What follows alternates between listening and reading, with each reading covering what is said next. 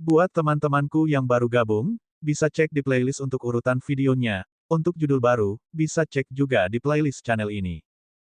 Bab 584-584. Api perang membentang sejauh 9.000 mil di luar ibu kota dengan pertempuran hebat berkecamuk di mana-mana. Asap mengepul menutupi matahari sementara gelombang kejut membuat bumi bergetar.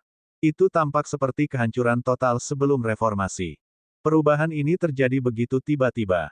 Kedamaian dan kemakmuran dengan lagu-lagu manis digantikan oleh aliran darah dan tangisan pertempuran. Apa yang terjadi? Beberapa petani berdiri di jalan kuno untuk melihat kereta datang, menggiling jalan beraspal. Dinding yang runtuh mengejutkan mereka sampai ke inti.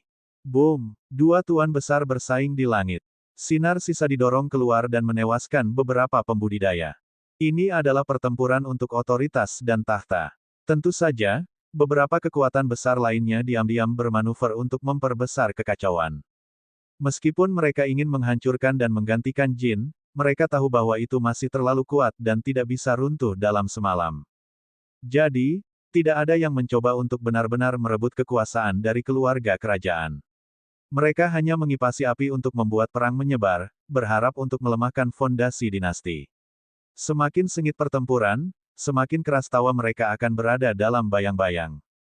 Skenario terbaik adalah pertempuran gesekan antara Putri Luofu dan Putra Mahkota di mana kedua belah pihak kalah. Di dalam Imperial City, kompetisi pengantin pria telah berhenti sepenuhnya. Penggarap mulai melarikan diri di antara kekacauan. Keajaiban-keajaiban itu dikawal pergi oleh para pembela mereka yang lama, berharap untuk meninggalkan ibu kota. Pesanan tidak ditemukan, jadi tinggal hanya akan mengakibatkan kematian. Mereka tidak bisa membiarkan keajaiban ini mati sebelum dewasa. Mereka akan menjadi prajurit hebat di masa depan untuk mengalahkan Jin. Sayangnya, terlepas dari seberapa kuat seseorang, mereka tampaknya tidak berdaya melawan seluruh pasukan militer. Bahkan Giant bisa ditangkap oleh banyak tombak. Bagaimana situasinya? Fei Yun pergi ke Putri Luofu terlebih dahulu. Dia duduk di dalam istana udara, tampaknya cukup tenang. Aliran pembawa pesan masuk untuk menyerahkan laporan pertempurannya dalam bentuk jimat jade setiap menit.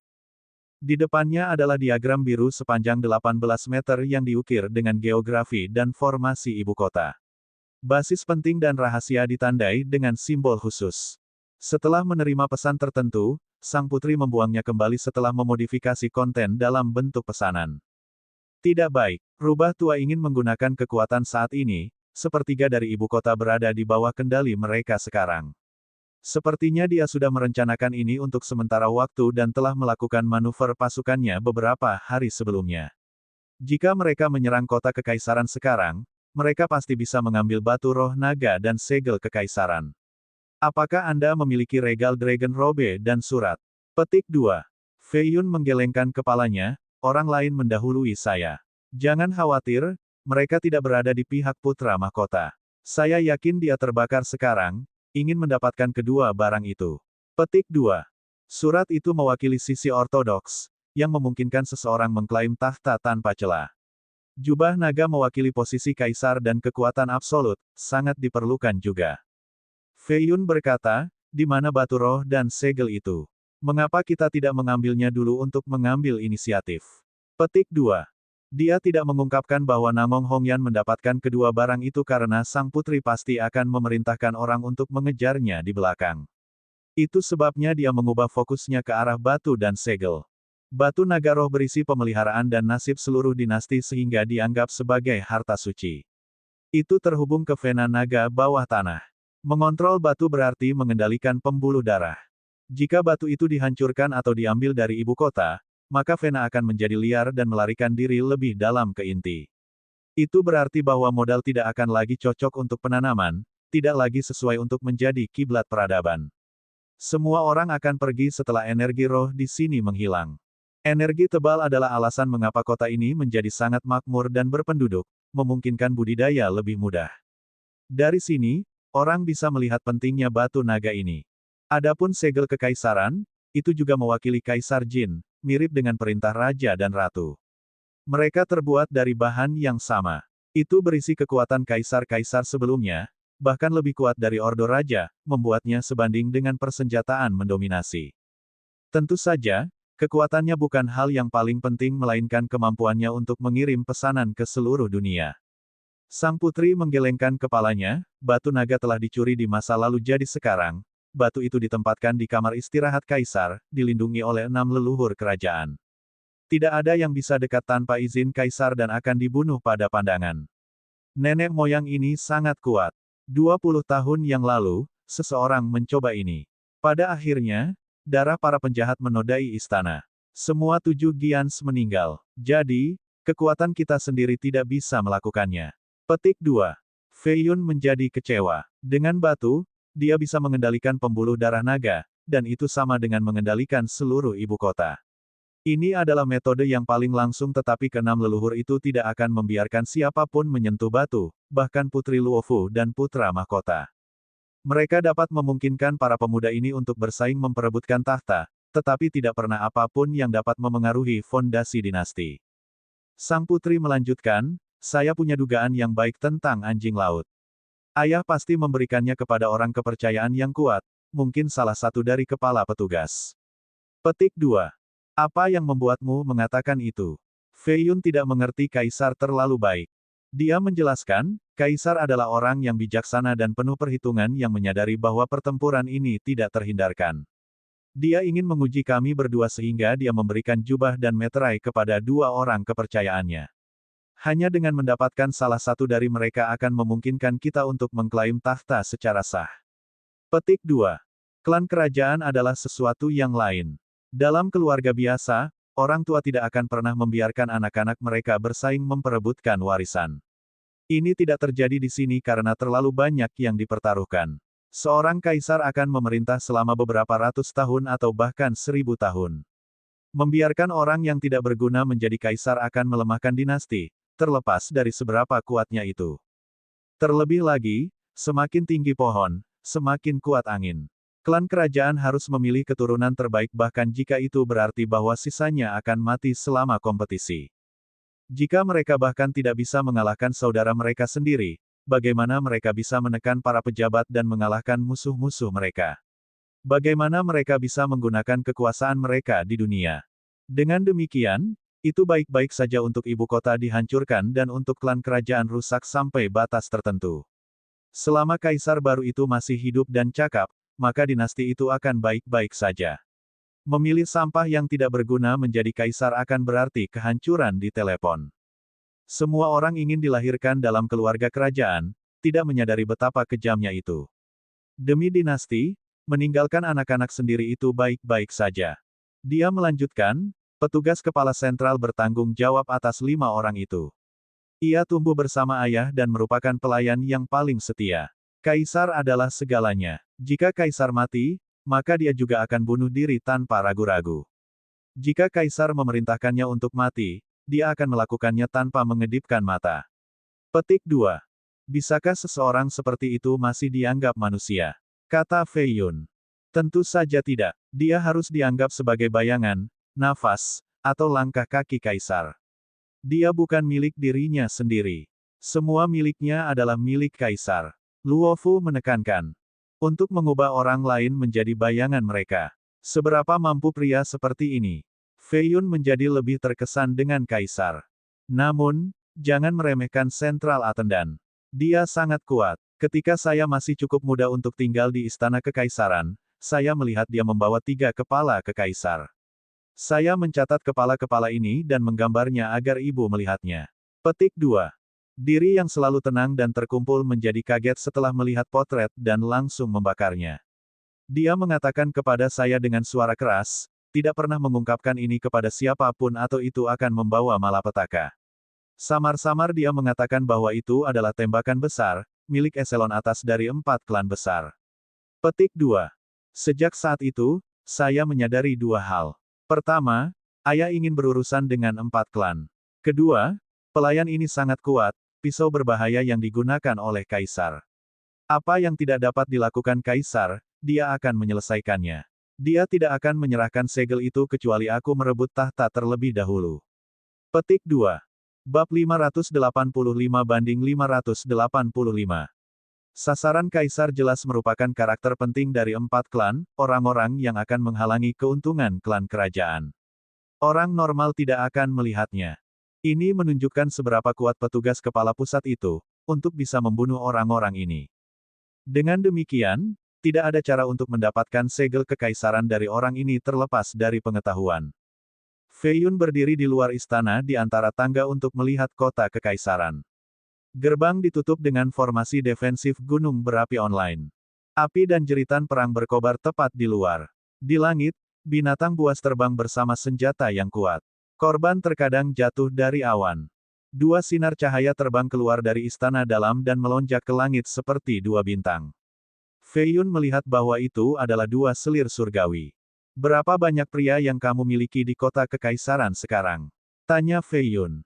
Alis Putri Luofu berkerut, para ahli setengah-setengah berada di luar karena ini terlalu tak terduga, apa yang ada dalam pikiranmu? Fei Yun meringis juga, kita harus menangkap pemimpin mereka terlebih dahulu. Petik 2. Sang Putri mengerti. Jika mereka memiliki kekuatan yang cukup, mereka bisa bergegas ke kota kekaisaran dan membunuh putra mahkota. Pada titik itu, rencana Beiming Mosou akan berantakan tidak peduli apa. Namun, tidak ada yang mengharapkan perkembangan ini sehingga kedua belah pihak harus menyesuaikan di tempat. Pasukan Sang Putri sekarang tidak bisa menghadapi pasukan putra mahkota, apalagi membunuhnya. Hanya 1 jam telah berlalu sejak awal masalah. Orang-orang biasa akan panik tetapi Sang Putri tetap tenang dan tenang, bukti dari pikiran besarnya. Kita harus pergi sekarang. Fei Yun memutuskan. Kami hanya akan memberikan kota kekaisaran ke Longsenya. Tanya Sang Putri. Fei Yun bersikeras, pertama, selama orang-orang Beiming Mosou tidak dapat menduduki kota, tidak apa-apa untuk membiarkannya tinggal karena dia tidak bisa melakukan apa-apa. Petik 2. Hal kedua, orang-orangnya saat ini tidak tahan mengambil Imperial Seal dan Batu Naga. Petik 2. Ketiga, dia memang memiliki Giant, jadi jika kita terus tinggal di sini, kita hanya akan menjadi makanan. Luofu, ketekunan itu penting, tetapi dalam skema besar hal-hal itu, menyerah juga bisa menjadi jenis pelanggaran. Petik 2. Keempat, tidakkah kamu ingin menemukan surat dan jubah naga? Dia akhirnya diyakinkan dan memanggil gerbong kekaisarannya menyerupai istana yang megah. 8 jiwa naga bergegas ke depan, panjangnya lebih dari 10 meter. Mereka meraung dengan gemuruh dan kereta mulai bergerak. Ini adalah kereta tercepat di Jin, bahkan Giant tidak bisa mengejar ketinggalan. Saat dia naik, dia melihat sosok yang akrab melompati dinding istana. Lompatannya luar biasa, memutar pinggangnya dan melengkungkan dadanya, menyatukan kaki dan meluruskan kembali untuk berbalik 720 derajat di udara. Dia mendarat tanpa kesulitan dan melanjutkan dengan keahlian dan penguasaan seperti itu. Bi Ningsuai melihat sekeliling dengan matanya yang berbahaya dan memastikan bahwa pantai itu bersih sebelum menyelinap ke gang seperti hantu. Bi Ningsuai. Fei Yun menghilang dari istana dan langsung muncul di depan Ningsuai di gang. Ningsuai mendongak dan melihat Fei Yun, reaksinya berbalik untuk melarikan diri. Wosh! Princess Luofu juga mendarat di sisi lain untuk memotong jalan keluarnya. Ningsuai berhenti dan meluruskan punggungnya, kalian berdua harus berkencan, hehe, kalau begitu aku tidak akan mengganggumu, sampai jumpa. Petik 2. Dia mulai berjalan ke arah Fei Yun, ingin pergi dengan sikap dingin. Fei Yun mengulurkan tangannya untuk menghentikan pria itu dan tersenyum, teman saya, apa yang Anda miliki di saku Anda? Tidak ada. Ningsuai menutupi tubuhnya seperti seorang pengantin muda yang takut dirusak. Dia menggelengkan kepalanya berulang kali, tidak ada apa-apa. Orang ini menyelinap di sekitar istana kekaisaran dengan cara ini. Dia pasti telah mengambil beberapa item. Selain itu, Fei Yun bisa melihat perutnya menonjol seperti wanita. Siapa yang dia coba bodohi? Bi Ningsuai selalu menjadi pencuri. Dia harus mengambil keuntungan dari kekacauan untuk menyelinap ke kota kekaisaran untuk keuntungan yang didapatnya, tidak mengejutkan sama sekali. Sang putri mengambil pedang dengan kilatan berdenyut. Dia berjalan perlahan ke depan, Anda harus menjadi biang keladi di balik kematian permaisuri. Aku akan menjadikan kepalamu sebagai persembahan padanya. Petik 2. Kakinya menjadi lemah karena dia merasa bersalah mencuri dari rumahnya karena dia adalah seorang putri sejati. Dia bersembunyi di belakang Fei Yun dan berkata dengan lemah, Fei Yun, kami teman yang benar-benar dicoba, beritahu putri bahwa dia salah orang. Saya tidak pernah menjadi pembunuh. Petik 2. Fei Yun secara alami tahu bahwa Luofu hanya ingin menakut-nakuti dia sehingga dia tersenyum. Ya, saya tidak bisa bersaksi untuk Anda karena kami berdua melihat Anda keluar dari kota kekaisaran, dan tidak ada pesta yang berlangsung di sana. Petik 2. Aku hanya, sialan, kalian berdua begitu kejam. Tidak ada hal baik yang keluar dari pertemuan Anda, Feng Fei Yun. Aku selalu kacau pada akhirnya, baiklah, ambil apapun yang kamu mau. Ning Xuai mengertakkan gigi dan mengeluarkan tas spasial, memegangnya di depan Fei Yun.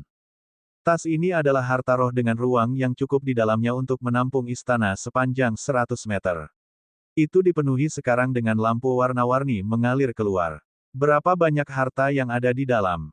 Fei Yun mengabaikan harta itu tetapi dia melihat sesuatu yang lain di dalam saku si pencuri, hampir tidak terlihat di balik tas.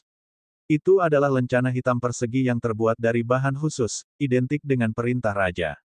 Fei Yun mengulurkan tangannya, beri aku perintah raja. Petik 2. Membicarakan hal ini, itu bukan perintah raja, hanya sepotong logam langka yang memiliki kekuatan aneh.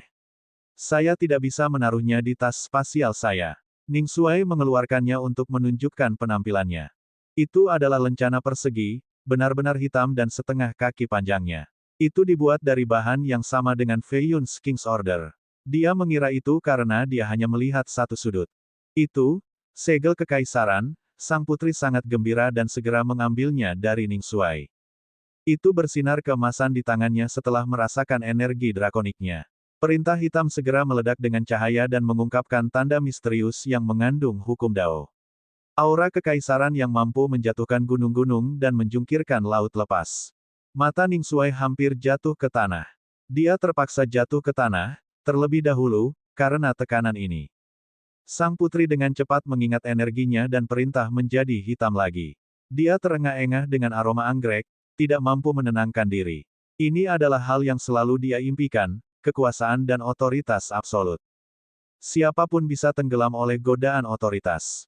Fei Yun diam-diam berdiri di sana dan memperhatikan semuanya. Matanya sekarang menyerupai mata Sui Yueting ketika dia membunuhnya dengan satu dorongan. Keduanya adalah wanita yang menginginkan kekuasaan. Dia tidak peduli tentang ini. Setelah menemukan Namong Hongyan dan menjalankan janji lain, dia akan meninggalkan Jin karena dia tidak memiliki keterikatan dengan tempat ini. Sang putri mengambil napas dalam-dalam dan menenangkan, bagaimana Anda mendapatkan segel kekaisaran ini? Ning Xuai ingin menangis. Dia bisa menjadi terkenal di dunia pencuri jika berita ini sampai, tetapi sekarang sang putri telah mengambilnya darinya. Aku benar-benar buta, seharusnya tidak menunjukkannya sama sekali. Ning Xuai berpikir untuk dirinya sendiri sebelum menjawab, dapat dari Kasim tua. Petik 2. Seperti apa tampangnya? Sang putri tak percaya. Alis putih, tenggorokan yang tidak menonjol, tahi lalat besar di antara mata, oh, dan tangan seperti dua kait. Dia berkata. Fei Yun dan sang putri bertukar pandang. Orang ini jelas adalah kepala staf pusat. Penggarap kuat ini masih menjadi korban. Tiba-tiba, sebuah teriakan membuat langit bergetar, pencuri kecil. Di mana kamu bersembunyi? Ini adalah suara pelayan ini yang memperhatikan aura segel kekaisaran sebelumnya ketika Luofu mengaktifkannya. Dia berlari untuk daerah ini sekarang. Aura masif dan ganas ini sepertinya berasal dari makhluk raksasa. Fei Yun meraih bahu Ning Xuai dan melemparkannya ke kereta. Dia dan sang putri melompat ke sana juga. 8 jiwa naga menerobos langit dan berubah menjadi sinar kemasan. Sementara itu, serangan telapak tangan membentang puluhan meter turun dari langit. Itu menghancurkan istana di atas dan meninggalkan jejak raksasa di tanah tempat kereta itu dulu berada. Jika mereka bahkan setengah detik terlambat, mereka akan berubah menjadi memo sekarang. Bab 586-586. Kereta naga 8 langkah mendarat di depan toko batu roh tua, meninggalkan 2 bekas roda yang dalam di tanah setelah menghancurkan lempengan itu. Ini adalah markas pengawal Sungai Divine. 2 orang bergegas keluar dari dalam, satu di abu-abu dan yang lain putih. Mereka menjadi berhati-hati dan akhirnya menghela nafas lega setelah melihat Fei Yun keluar dari kereta. Mereka berlutut dan menyapa, "Salam, Raja Surgawi." Petik 2. Bangkit. Fei Yun memasuki toko. Sang putri mengingat kereta itu dan mengikuti tepat sesudahnya. Gerbang ditutup sesudahnya. Di Istana Batu Giok di Istana Kanselir Besar. Api perang berkobar di luar tetapi rumah besar ini masih damai dan tenang seperti biasa. Mosou duduk di dekat kolam dengan embusan angin sepoi-sepoi di dekatnya, menyebabkan jubahnya berkibar. Dia melukis gambar dengan musim semi sebagai inspirasi. Senyum muncul setelah dia selesai. Orang yang paling tenang di ibu kota sekarang mungkin dia. Dua pelayan cantik berjalan ke depan, yang satu membawa baskom dengan air bersih dan yang lain piring dengan kain sutra. Dia mencelupkan tangannya ke dalam air untuk pembilasan yang cermat sebelum mengeringkannya dengan kain. Dia memerintahkan orang untuk mengambil sikat, tinta, dan melukis sebelum duduk lagi. Apa situasinya? Lebih dari 10 komandan surgawi menunggu di luar. Mereka bergegas masuk seperti semut di wajan mendidih dan dengan cepat melaporkan, satu persatu. 9 gerbang utama telah diambil dan dibuka. Petik 2. Tentara bela diri yang berkemah di luar telah masuk, dipimpin oleh 3 markuise dari fraksi Raja Surgawi. 2 legiun bergegas menuju kota kekaisaran sementara 1 menuju kita. Petik 2. Setidaknya 20 kekuatan terlibat dalam konflik ini, menghasilkan kerusakan dan kekacauan besar. Petik 2. Beiming Mosou diam-diam mendengarkan, sama sekali tidak terkejut seolah-olah itu sesuai dengan harapan. Tiba-tiba, Long Se-nya melesat ke dalam, kakek. Sesuatu yang buruk. Mosou memotongnya, mengapa kamu tidak di kota kekaisaran? Laporan perang tidak mengubah ekspresinya tetapi Se-nya membuat dia marah, perasaan melihat seorang anak tidak memenuhi harapan. Se-nya berkata, Permaisuri Luo telah dibunuh sehingga jubah dan suratnya hilang. Apa? Mosou sangat marah sekarang dan akan menamparkan Se-nya jika para jenderal ini tidak hadir. Pertempuran ibu kota tidak masalah terlepas dari seberapa baik Princess Luofu dan Feng Feiyun telah mengatur segalanya. Selama mereka dapat memiliki surat rahasia dan jubah naga, mereka dapat mengambil alih kota kekaisaran dan membuat Se-nya naik ke tahta, dikonfirmasi oleh leluhur klan kerajaan. Pada saat itu, perjuangan Luofu tidak akan ada artinya. Dia tidak berharap Se-nya gagal meskipun membawa begitu banyak tuan di sana. Selain itu, bocah ini bahkan berlari kembali seperti ular tanpa kepala. Pertandingan catur ini tidak bergantung pada kekuatan fisik. Dia pikir dia mendapat keuntungan karena bocah itu di bawah panji-panji. Jika bocah itu berhasil, pertandingan selesai. Sayangnya, Long Se-nya benar-benar mengecewakannya. Dan apakah Feng Feiyun sudah mati? Mosou tenang dan bertanya. Dia melarikan diri, Se-nya menggertakkan giginya, takut pada amarah Mosou, meskipun permaisuri sudah mati, aku tahu siapa yang membunuhnya untuk 2 item. Petik 2. Siapa? Nangong Hongyan. Se-nya berbicara, mengenakan seringai penuh kebencian. Jika bukan karena Nangong Hongyan, dia akan duduk di atas tahta sekarang. Dia mulai berfantasi tentang membinasakan dan menyiksanya setelah ditangkap. Mosou tiba-tiba menjadi lega dengan senyum aneh. Oh, dia. Itu akan mudah kalau begitu. Saya akan menghabisi mereka kali ini. Feng Feiyun, kau masih terlalu muda, belum bisa membaca rencanaku. Aku tidak bisa membiarkanmu hidup kali ini. Petik 2. Se-nya tidak mengerti. Hongyan memiliki jubah gaib di atas jubah naga regal. Menangkapnya lebih sulit daripada menangkap Feng Feiyun. Kenapa Mosou begitu percaya diri? Mayoritas pengawal sungai surgawi dikirim, hanya 4 orang yang tertinggal. Ini adalah lokasi rahasia yang cocok untuk bersembunyi dan merencanakan dalam bayangan untuk seluruh ibu kota. Luofu, kamu memiliki segel kekaisaran sekarang, bisakah kamu memobilisasi kekuatan tersembunyi klan kerajaan? Feiyun mengeluarkan gulungan pada kabinet dan meletakkannya di atas meja sambil melihat peta. Dalam teori, dia menjawab. Dia tampaknya bertanggung jawab alih-alih dia, kemudian memobilisasi mereka segera, menangkan pertempuran sesegera mungkin untuk mengambil alih kota kekaisaran. Siapapun yang dapat melakukan itu terlebih dahulu akan dapat mengklaim tahta. Selain itu, kami memiliki segel kekaisaran, simbol kaisar, jadi kami akan memiliki semua pembenaran. Petik 2. Pasukan putra mahkota mengelilinginya dan jika gerbang ditutup, bahkan tentara bela dirimu tidak bisa masuk, sang putri telah mendapat laporan dari kota kekaisaran. Meskipun Feiyun memiliki keunggulan absolut di ibu kota, daerah di sekitar kota kekaisaran masih di bawah kendali putra mahkota.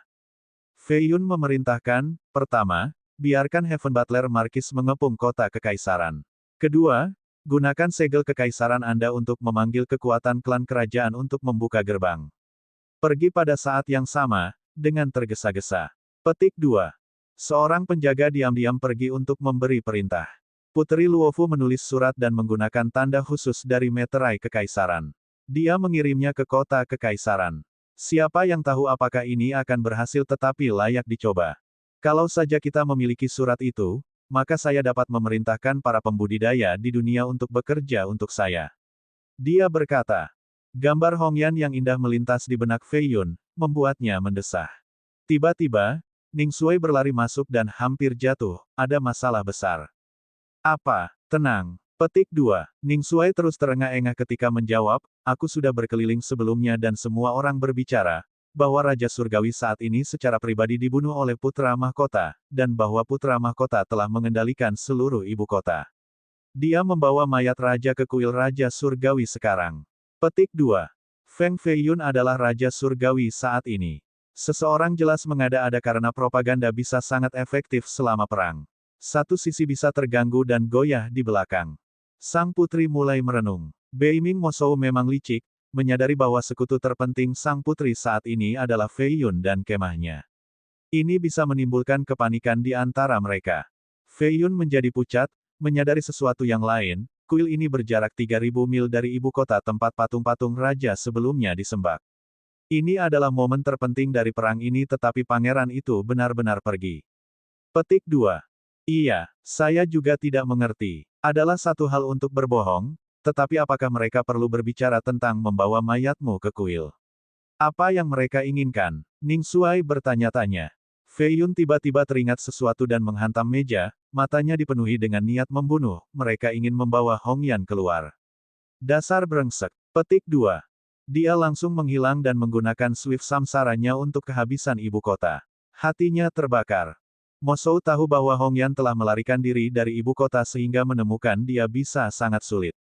Menggunakan Fei Yun sebagai umpan bisa membuatnya tertarik. Namun, Fei Yun dapat menghentikan segala upaya untuk membawanya kembali ke ibu kota, tetapi jika ini terjadi di luar ibu kota, maka sudah terlambat baginya untuk membantu. Ini adalah tujuan nyata Mosou. *****. Saat ini, banyak pembudidaya berlari dari ibu kota untuk mencari keselamatan. Ada aliran orang yang berlari sejauh mata memandang. Hongyan berada di dalam gerbong yang mewah, ditarik oleh dua kelinci besar, menjulang setinggi 3 meter. Mereka memiliki bulu yang berbulu dan terlihat sangat lucu, mata lebih besar dari kepalan tangan dan tampak cukup pintar. Dia menuju ke kota Steel Mountain, tempat pertemuan antara dia dan Fei Yun. Meskipun kelinci memiliki kaki yang pendek, kecepatan mereka cukup cepat. Dia merasa cukup baik seperti seorang gadis cinta pergi ke kencan pertamanya, sentuhan manis, antisipasi, dan rasa malu. Dia pikir itu akan sangat berbahaya tetapi itu datang begitu mudah, karenanya kegembiraannya. Kelinci kecil, lari lebih cepat. Jika Fei Yun sampai di sana lebih dulu, dia akan menyalahkan saya karena tidak mendengarkannya dan akan tertahankan. Ayo sekarang, cobalah yang terbaik dan saya akan memberi Anda lebih banyak wortel begitu kita sampai di Steel Mountain. Aku belum pernah membohongi kalian berdua sebelumnya. Dia dalam suasana hati yang cukup baik untuk berbicara dengan tunggangan. Kedua kelinci itu sepertinya mengerti dia. Mata mereka berkedip ketika mereka mencoba yang terbaik untuk bergerak lebih cepat. Bab 587-587. Hari-hari yang dingin sudah hampir berlalu. Salju mencair dan mengalir menyusuri sungai ke sungai yang jernih dan manis. Belukar dipenuhi tumpukan daun. Embun beku mencair meninggalkan daun merah yang dikeringkan oleh matahari. Pohon tandus memiliki burung-burung indah berdiri di cabang dan menyanyikan lagu-lagu mereka. Benih tumbuh di tempat-tempat tertentu, mengungkapkan tunas-tunas kecil dan memancarkan aroma samar. Musim semi datang. Dua kelinci putih besar sedang menarik kereta. Di dalamnya ada suara-suara gembira dan suara sitar memainkan nada musim semi. Burung-burung di pohon berkicau kembali dan mengejar kereta. Sayangnya, mereka adalah burung biasa dan tidak bisa mengejar. Sepanjang jalan melarikan diri petani. Beberapa mengendarai pedang mereka sementara yang lain memiliki tunggangan. Banyak yang memilih gerbong dengan pelayan yang menemani. Hidup ini sangat tidak terduga, hidup kembali hanya untuk dibunuh lagi. Kata seorang pria tua. Itu benar, putra mahkota memiliki kendali penuh sehingga Raja Surgawi dan Sang Putri telah kalah. Saya mendengar raja terbunuh di tempat sementara sang putri ditangkap. Jawab lelaki tua yang berbeda. Hasilnya jelas, putra mahkota memiliki klan Beiming mendukungnya, tidak ada yang bisa menandingi mereka di ibu kota. Petik 2. Beiming Mosou terkenal licik, kedua junior itu bukan lawannya. Petik 2. Berderit. Kereta tiba-tiba berhenti dengan tergesa-gesa sehingga hampir terbang dari pangkalan. Penggosip ini dihentikan oleh gerbong. Mereka adalah penatua yang kuat di sekte mereka sehingga tidak takut pada bandit. Ditambah lagi, tidak ada bandit yang akan menaiki kereta yang begitu elegan. Siapa yang kamu katakan terbunuh tadi? Sebuah suara yang lebih indah dari apapun yang pernah mereka dengar sebelumnya terdengar. Namun, itu cukup dingin untuk menanamkan rasa kedinginan. Apakah ada malaikat atau setan di dalam? Terlalu banyak master yang ada di dunia ini. Meskipun mereka adalah penatua, menjadi terlalu sombong bisa berakhir dengan kematian sebelum waktunya. Orang tua itu menjawab, Raja Surgawi saat ini. Petik 2. Tidak mungkin. Suara Namong Hongyan menjadi lebih dingin saat dia melepaskan serangan energi, menciptakan lubang di kereta. Itu menabrak orang tua itu, menyebabkan dia terbang. Pluf. Orang tua ini telah berlatih selama lebih dari 100 tahun sehingga kultivasinya tidak buruk. Namun demikian, dia muntah darah dan tidak bisa bangun. Bagaimana kamu bisa begitu tidak masuk akal? Paman bela diri saya hanya mengatakan yang sebenarnya. Seorang pemuda berpakaian biru berkata, Feng Feiyun dan Putri Luofu telah kalah dalam kontes politik, jadi dia terbunuh oleh sang putri. Mayatnya sekarang dipindahkan ke kuil Raja Surgawi untuk dimakamkan, semua orang tahu ini. Petik 2. Tidak mungkin, tidak mungkin. Dia berjanji akan menemuiku di Steel Mountain jadi dia akan ada di sana. Kalian semua adalah pembohong, dan pembohong harus mati. Gaun seputih salju menjadi diliputi nyala api merah. Dia melompat keluar dari kereta dengan panas yang cukup untuk menyalakan tanah kering. Nyala api ini akhirnya menyebar ke semak-semak, berakhir dengan asap berasap. Setelah dia meninggalkan daerah ini, hanya mayat yang tersisa. Beberapa ratus orang dibakar sampai mati, daging mereka mendesis dengan bau yang meresap. Mereka mengatakan Feiyun sudah mati, jadi sekarang mereka sudah mati. Gaun putih Hongyan dan rambut kusut diwarnai bintik-bintik darah. Matanya tampak gila dan penuh pertumpahan darah saat dia menuju ke selatan menuju kuil. Apakah Feng Feiyun hidup? Dia bertanya secara acak. Feiyun terbunuh oleh putra mahkota. Mayatnya sedang dipindahkan ke kuil sekarang. Mengingat kebencian putra mahkota terhadap Feiyun, itu mungkin dinodai. Pembudidaya menjawab. Pembohong, matilah kamu. Dia mengulurkan tangan yang sempurna dan menghancurkan lehernya. Dia telah meninggalkan jalan kematian dan mayat di sepanjang jalan seperti iblis yang haus darah. Apakah Feng Feiyun hidup? Dia bertanya kepada orang lain. Seorang lelaki gemuk melihatnya dan mulai gemetaran, nyaris tidak bisa menjawab, dia masih hidup. Pembohong, mati. Dia mengakhirinya dengan pukulan telapak tangan sebelum berdiri di sana menggigit bibirnya dengan air mata menetes, dia mungkin sudah mati. Petik 2. Sementara itu, cendekiawan surga menghitung, Su Yun, Yan Ziyu, dan Ji Yunyun sedang mengendarai kapal tua. Kelompok mereka telah melarikan diri dari ibu kota dan senang mengobrol tentang acara terkini dan minum teh. Oh, kawan, bukankah itu Namong Hongyan? Cendekiawan itu memiliki kesadaran spiritual terbesar. Setelah melihat jalan mayat selama puluhan mil, dia melihat Hongyan. Semua orang melihat ke bawah. Yan Ziyu menjadi serius, mengapa dia membunuh begitu banyak orang? Sarjana itu mulai menghitung dengan jari-jarinya di dalam lengan bajunya sambil menatap Su Yun. Meskipun Su Yun buta, dia bisa merasakan tatapan cendekiawan itu dan tersenyum secara alami, aku memang punya urusan yang belum terselesaikan dengannya. Tetapi dibutakan telah membuatku melihat sesuatu dengan lebih jelas dan apa yang benar-benar aku inginkan dalam hidup, jadi dalam arti tertentu, aku harus berterima kasih padanya. Petik 2. Dia berhenti sejenak sebelum melanjutkan, dalam pikiranku, dia bukan lagi musuh melainkan kekasih temanku. Petik 2. Sarjana itu selesai menghitung dan menjadi serius, jika dia kekasih temanmu, maka kita tidak bisa hanya duduk diam dan menonton. Ada masalah besar, tangkap dia sekarang atau konsekuensinya tidak terbayangkan. Petik 2. Jika sarjana mengatakan bahwa itu adalah masalah besar, dia pasti benar. Suyun dan Yan Ziyu menyalurkan energi mereka dan menuangkannya ke kapal. Itu mulai bersinar dan bergerak dengan kecepatan luar biasa menuju Hongyan. Asteris asteris asteris. Hati Fei Yun terbakar saat ia bergegas menuju kuil dengan sekuat tenaga. Tidak ada yang lebih baik terjadi pada Hongyan atau aku akan mengubur Beiming dengannya. Matanya merah, darah iblis yang ditekan berada di ambang kebangkitan sehingga dia memiliki aura pembunuh. Setiap kali tubuhnya sedikit bergetar, dia bergerak cukup jauh untuk melintasi gunung. Perasaan tidak menyenangkan hanya meningkat. Begitu dia mendekati kuil, dia hanya melihat pemandangan merah di cakrawala, neraka yang menyala-nyala. Boom! Gelombang panas yang berapi-api menjatuhkannya dari awan dan mengubah pakaiannya menjadi abu. Bahkan cukup kuat untuk membakar kulitnya. Gelombang panas ini sangat kuat meskipun pusatnya berada beberapa ratus mil jauhnya. Ini berarti bahwa pada intinya, bahkan makhluk tercerahkan semua akan disempurnakan sampai mati. Itu adalah formasi Grand Api Pembakaran yang terlalu dikenalnya. Itu mengubah seluruh rumah Raja Surgawi menjadi lautan lava. Pusat formasi ini kali ini adalah kuil para Raja Surgawi. Longsenya berdiri di antara awan-awan dengan 4 lelaki tua perkasa sebagai pengawalnya, semuanya Giants. Mereka memiliki aura mengerikan dan tampak seperti 4 dewa penjaga. Dia menatap neraka besar itu sambil tersenyum, kakek benar, perempuan jalang itu benar-benar pergi ke sana, haha. Sayang sekali aku tidak akan punya kesempatan untuk mempermainkannya sekarang karena dia sudah mati. Petik 2. Formasi ini adalah satu-satunya cara untuk membunuhnya tanpa gagal karena 2 pakaian surgawi. Salah seorang lelaki tua dengan labu botol tergantung di pinggangnya berkata. Senya mengangguk. Seorang wanita tidak ada artinya dibandingkan dengan tahta. Di dalam formasi, tanah mulai berubah menjadi lava, termasuk area di bawah kuil.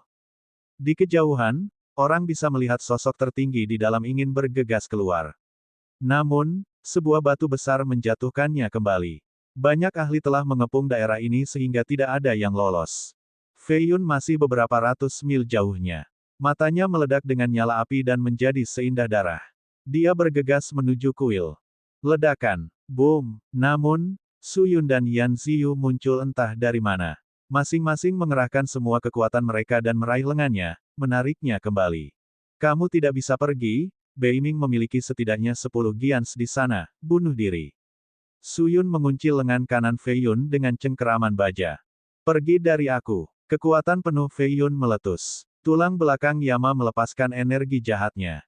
Dia meraih Su Yun dengan satu tangan dan Ziyu dengan yang lain sebelum membanting mereka bersama-sama, mematahkan beberapa tulang dalam proses itu.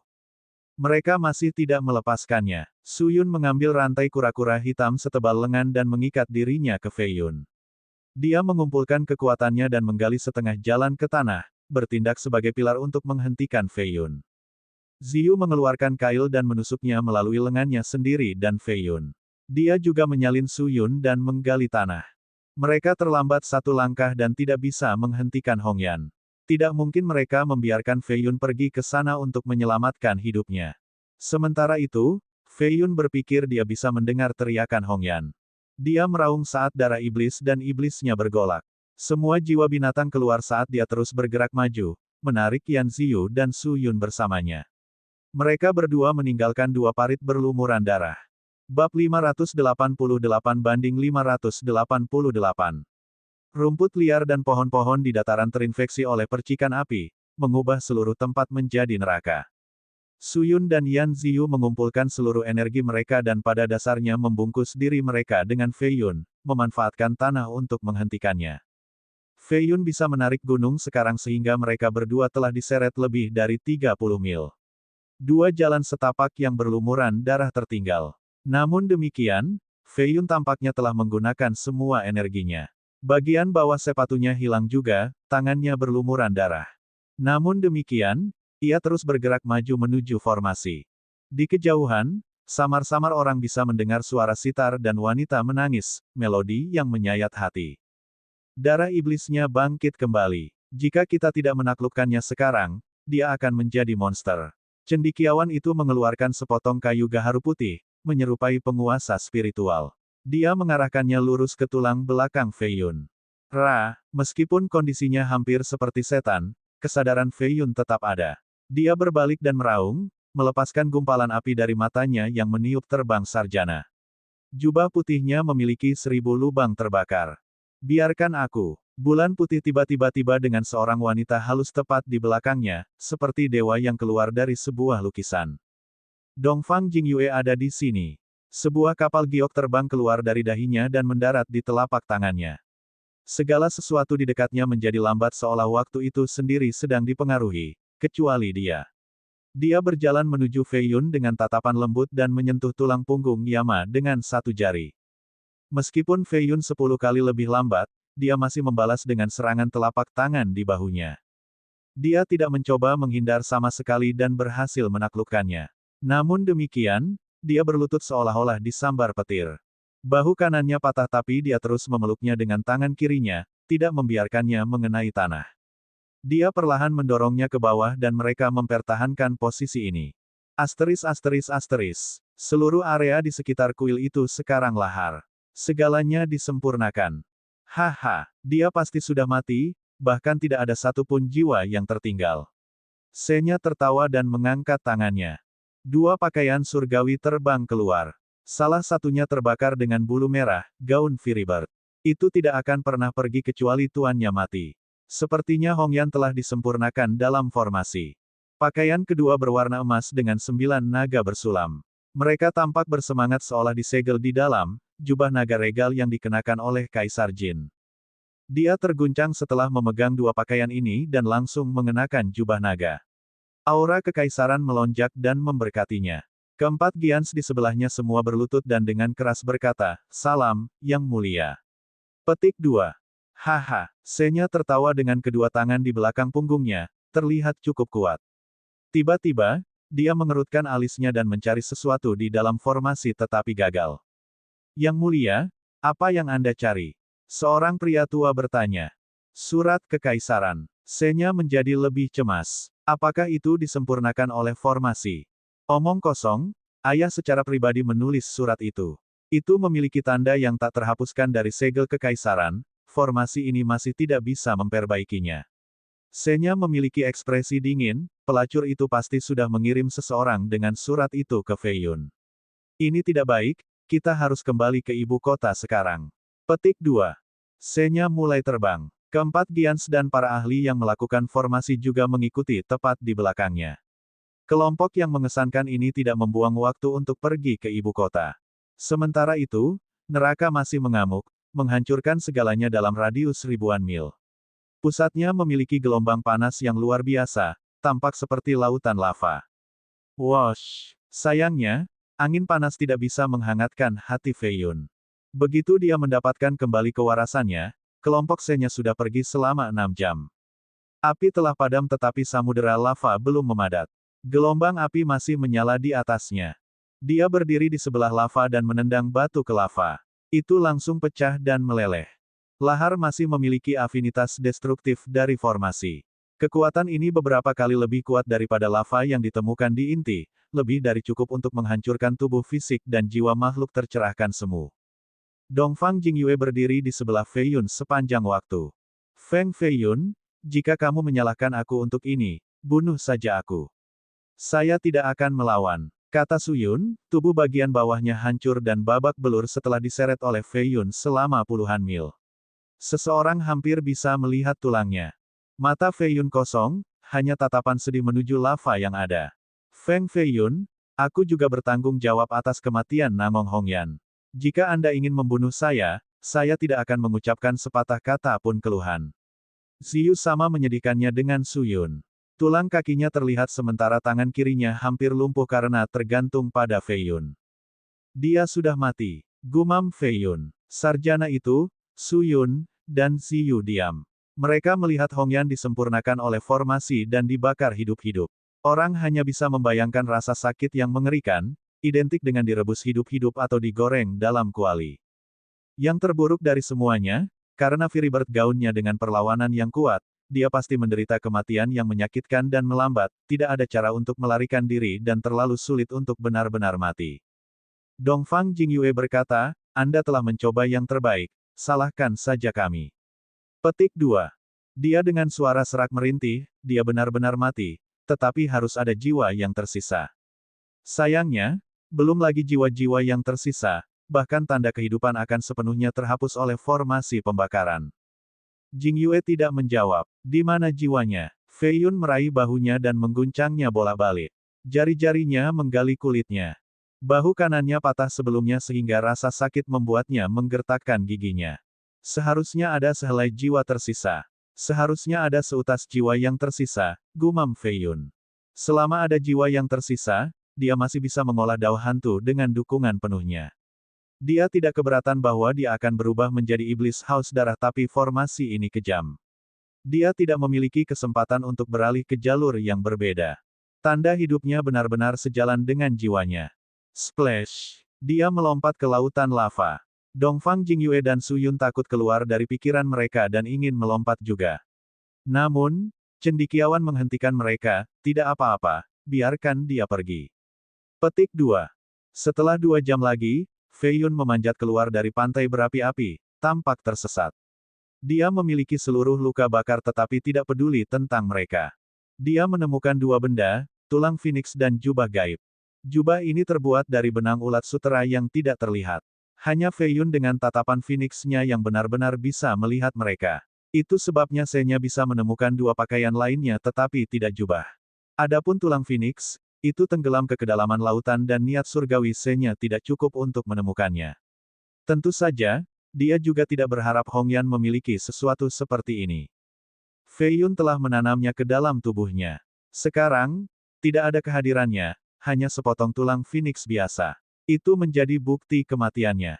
Perpisahan kekal adalah salah satu penderitaan terbesar dalam hidup. Dia ingat pertama kali melihatnya, begitu luar biasa dan terkejut seolah-olah dia melihat seorang dewi. Pertama kali mendengar suaranya mirip dengan mendengar suara surga. Penampilannya di menara bela diri masih bergema di benaknya saat ini, untuk siapa kecantikan itu tersenyum ketika orang muda lewat. Di dunia fana ini, hati tidak akan menua, tetapi tanpa Anda, dunia ini sia-sia. Jangan memanjat sendirian sampai rambut beruban di paviliun curam. Tanpa waktu tersisa, siapa yang akan menarik alisnya pada akhirnya? Petik 1. Lagu ini tidak akan pernah muncul lagi di dunia ini. Bahkan kecapinya disempurnakan menjadi abu seolah-olah itu tidak pernah ada. Nada-nada sedih dari pipa panci datang dari cakrawala, tidak ada yang tahu siapa yang memainkannya. Melodi sedih membuat air mata mengalir. Hongyan sudah mati, ini adalah kebenaran yang tidak bisa disangkal. Yang perlu Anda lakukan sekarang adalah untuk menenangkan dan merencanakan balas dendamnya alih-alih berkubang dalam kesedihan. Petik 2. Dia adalah satu-satunya yang berani berbicara pada saat ini. Tidak, kamu salah. Dia belum mati dan sedang menungguku di Steel Mountain sekarang. Haha, dia suka menipu orang, kita semua dibodohi sekarang. Saya akan pergi ke sana untuk menemukannya, dia pasti ada di sana. Tiba-tiba dia tersenyum cerah, kenapa kalian semua tampak seperti itu? Aku baik-baik saja, aku akan pergi sekarang, kalian bisa melakukan apa saja. Petik 2. Setelah mengatakan itu, dia dengan bersemangat bergegas ke Steel Mountain. Semakin cerah senyumnya, semakin mereka khawatir. Serahkan dia padaku. Dongfang Jingyue mengikuti tepat di belakangnya, tidak menyerah 1 inci. Dia memperhatikan dan mencoba kehilangannya tetapi dia tidak menyerah sampai mereka mencapai Steel Mountain. Senyumnya dengan cepat menghilang, meninggalkan ekspresi yang jauh lebih jelek daripada seringai yang meringis. Namong Hongyan jelas tidak ada di sana. Dia duduk di atas sebuah batu di dekat pintu masuk dan menunggu sambil memegang tulang phoenix yang telah menjadi dingin. Dia memandang orang-orang yang datang dan pergi, matanya sesekali berubah cerah dari antisipasi sebelum menjadi kecewa. Pada akhirnya, ia tampaknya berubah menjadi patung, tidak berkedip sekalipun dan menjadi bagian dari batu. Ini sudah berlangsung selama 7 hari 8 malam. Malam tiba lagi, disertai hujan musim semi. Dia menjadi basah kuyup, airnya cukup dingin untuk mencapai tulang. Jingyue berdiri di sebelah batu, tidak bergerak seperti dia. Bab 589/589. Guntur musim semi menghancurkan langit saat hujan turun di Steel Mountain. Tetes, tetes, kegelapan menyelimuti. Beberapa lampu malam di kota padam oleh air dingin. Guntur di cakrawala sesekali menyalakan area dan menerangi Fei Yun. Dia melihat ke bawah dan keluar, benar-benar basah kuyup dari atas ke bawah. Dia memegang tulang Phoenix di dadanya, mengelusnya seperti kekasih. Ledakan, ledakan, boom, petir dan kegelapan yang memekakkan datang dan pergi dengan cara yang berputar. Dia belum pindah selama 7 hari 8 malam. Matanya kacau karena terlalu fokus pada cakrawala. Orang akan mempertanyakan apakah dia pada akhirnya akan buta karena melakukan ini. Dongfang Jingyue berdiri di sampingnya, juga tidak berkedip. Matanya yang berbintang telah berubah kehitaman. Mungkin, dia benar-benar pembohong, pembohong tidak akan menepati janji, bibirnya akhirnya bergerak. Kata-katanya serak seolah tenggorokannya terluka. Dongfang Jingyue tidak menjawab karena dia tahu dia tidak berbicara dengannya. Dia bergerak sedikit, tidak nyaman karena kesunyian yang lama. Dia menatap tulang Phoenix untuk melihat dengan cermat. Itu sekarang memancarkan cahaya redup dari warna merah tua dengan sosok ramping terukir di permukaan. Fei Yun duduk tegak untuk menatap sosok ini. Gaun putih, kurva sempurna, memegang sitar, siapa lagi yang bisa melakukannya selain Hong Yan. Namun, Hong Yan ini tidak memiliki kerudung sehingga wajahnya yang sempurna kata-kata terungkap. Bahkan, menyebut dia yang tercantik di dunia masih meremehkan, hampir merupakan penghinaan. Semua orang berpikir bahwa Hong Yan pasti ketakutan sebelum mati tetapi yang terjadi adalah sebaliknya. Dia menggali tulang Phoenix sambil mempertahankan ketenangan penuh untuk mengukir penampilannya di permukaan. Dia tahu bahwa dia pasti sudah mati, dan hanya tulang Phoenix ini yang akan lolos dari proses penyempurnaan. Dia tidak ingin Fei Yun tidak tahu seperti apa tampangnya. Itu akan lebih menjengkelkan daripada mati. Jadi, dia mengukir wajahnya, berharap dia bisa mengingatnya 1000 tahun kemudian. Itu akan lebih dari cukup. Meninggal tanpa meninggalkan warisan tak tertahankan. Mengapa siksaan kehidupan terus menjemputku? Fei Yun membenamkan wajahnya ke tulang sebelum perlahan-lahan menutup matanya untuk pertama kalinya dalam waktu yang lama. Sosok yang memeluk sitar itu sudah tertanam dalam benaknya. Hong Yan mati terlepas dari rasa sakitnya, selamanya menghilang dari dunia ini. Jingyue berdiri di sana, masih belum beristirahat. Fei Yun mengabaikannya dan mengeluarkan kotak merah yang terbuat dari baja dari batu ke ruangannya. Ini adalah satu-satunya barang yang ditinggalkan oleh Hong Yan. Dia mengatakan kepadanya untuk menggunakannya ketika hidupnya beresiko. Apa yang ada di dalam? Dia memegangnya dengan hati yang berat, memperlakukannya sebagai warisan. Dia ragu-ragu untuk waktu yang lama sebelum melepas segel dan membukanya. Di dalamnya ada bentangan dengan cahaya violet yang redup. Mengeluarkannya mengungkapkan jubah ungu yang terbuat dari bahan yang tidak diketahui, setidaknya tidak ada yang pernah dilihat Fei Yun sebelumnya. Polanya terlihat seperti kulit naga lebih dari ular. Membuka itu mengungkapkan 9 merpati surgawi di atas. Di tengah ada 8 rune misterius, tidak dapat diidentifikasi dalam jin. Namun, Fei Yun tahu bahwa mereka adalah 8 trigram divinatori.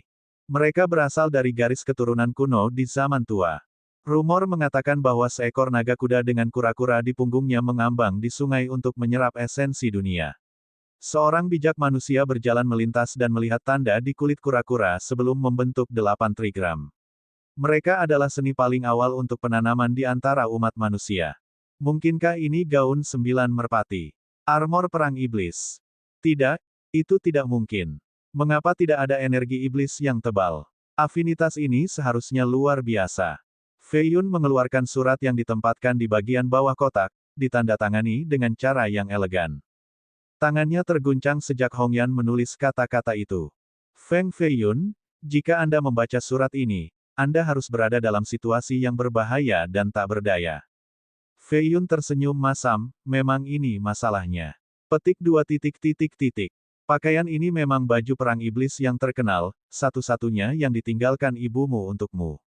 Seorang guru besar dari wilayah selatan pernah mengatakan kepada saya bahwa mendapatkan 5 pakaian surgawi akan memberikan kekuatan yang tak terhentikan, dan yang lebih penting, umur panjang.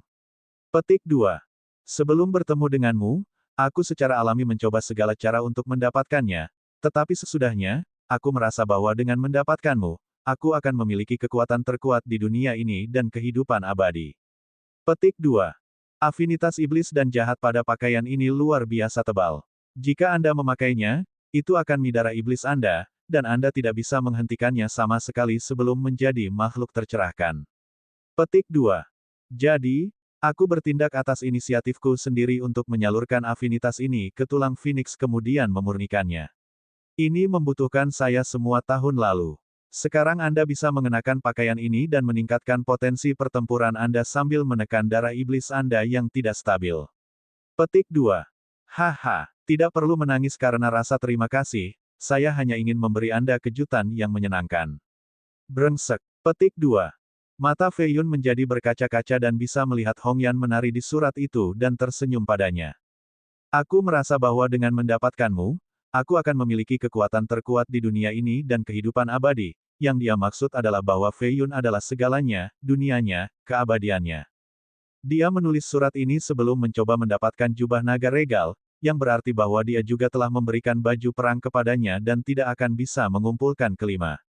Jadi, dia tidak melakukannya untuk dirinya sendiri. Tujuannya adalah untuk membantu Fei Yun mengumpulkan kelima agar dia tidak terhentikan, dan dia akan menjadi wanita yang berdiri di sisinya. Wanita tidak ingin menjadi vas bunga, hanya cantik untuk dilihat. Mereka juga ingin membantu kekasih mereka. Ini adalah kasus untuk Hong Yan. Cinta bisa membuat orang yang cerdas menjadi lebih bodoh daripada anak berusia 3 tahun atau melakukan sesuatu yang ekstrim, bahkan mungkin tidak dapat dimaafkan secara moral. Sayangnya, beberapa simpati harus diberikan untuk cinta yang terlalu kuat dari suatu emosi. Mencintai seseorang berarti diam-diam memberi dan memberi tanpa takut mati. Fei Yun menarik napas dalam-dalam sebelum melipat surat itu kembali ke dalam kotak dan menyimpannya dengan hati-hati. Semakin banyak air mata menetes, jantungnya semakin dingin. Dia turun dari batu, berdiri tegak seperti pedang terhunus di ambang tebasan. Puff! Dia mengenakan pakaian itu dan dengan cepat menjadi satu dengan itu. Niat pertempuran besar meletus dari belakangnya saat naga ungu muncul dari punggungnya. Itu tampak ganas dengan sisik yang tajam, menghirup dan mengembuskan awan ungu. Itu bisa mengendalikan kedekatan guntur dunia, yang tampaknya mampu melahap surga. Fei Yun mengambil tulang Phoenix lagi untuk melihat sosok yang menakjubkan untuk kedua kalinya. Kepahitan melintas di matanya tetapi dengan cepat digantikan oleh niat membunuh. Hong Yan, kamu adalah hatiku. Setelah mengatakan itu, dia memegang tulang yang terbakar dan mendorongnya di dadanya, memaksanya untuk menyatu dengan hatinya. Langkah kedua, Bone Refinement, dari Immortal Phoenix Fisik telah resmi dimulai. Ini adalah tulang pertamanya, tulang hati, mirip dengan hatinya. Dia memiliki tubuh manusia sehingga dia harus menunggu sampai menjadi giant sebelum membentuk tulang pertamanya. Namun, dengan penambahan tulang ini, ia telah melewatkan semua langkah ke langkah kedua. Tulangnya mulai retak, disempurnakan untuk kedua kalinya. Mereka menjadi gemerlap dan merah seperti rubi. Fisiknya tumbuh 6 kali lebih kuat hanya dalam sekejap mata. Beri aku 2 jiwa binatang. Dia berjemur dalam cahaya yang menyilaukan, rambutnya yang panjang berdiri tegak. Dongfang Jingyue melemparkan 2 gumpalan cahaya dengan 2 jiwa binatang kuat ke arahnya. Fei Yun menangkap mereka dan langsung memperbaiki keduanya. Boom! 10.000 jiwa akhirnya keluar dan melayang di sekitarnya, membangun dunia binatang buas. Itu membuat area ini terlihat seperti dunia primordial monster. Penyelesaian Grand, Physical Beast Myriad. Fei Yun membiarkan energi iblisnya menjadi liar sementara jiwa-jiwa binatang buas menghancurkan kubah langit. Niatnya yang membunuh langsung menghancurkan setiap hewan dalam radius 50 mil ke bintik darah. Jika bukan karena pakaian iblis yang menekan afinitas iblisnya, dia akan kehilangan akal sehat dan menjadi monster haus darah. Wosh! Dia melonjak ke langit seperti iblis yang terbangun dan mulai terbang ke ibu kota. Apa tujuanmu? Tanya Jingyue. Aku akan menjadi iblis, yang akan membantai ibu kota ini. Suara serak Fei Yun bergema di langit seperti dewa kematian yang berkhotbah. Suasana yang keras ini tidak akan hilang di langit. Meskipun Fei Yun tampaknya gila, dia masih bisa menjawabnya. Ini menunjukkan bahwa pikirannya belum dilahap oleh ikatan iblis dan jahat. Ini membuatnya merasa jauh lebih baik. Tentu saja, perasaan ini tidak bertahan lama karena komentarnya tadi dingin dan kejam. Jingyue tidak punya pilihan selain mencoba dan mengejar terburu-buru.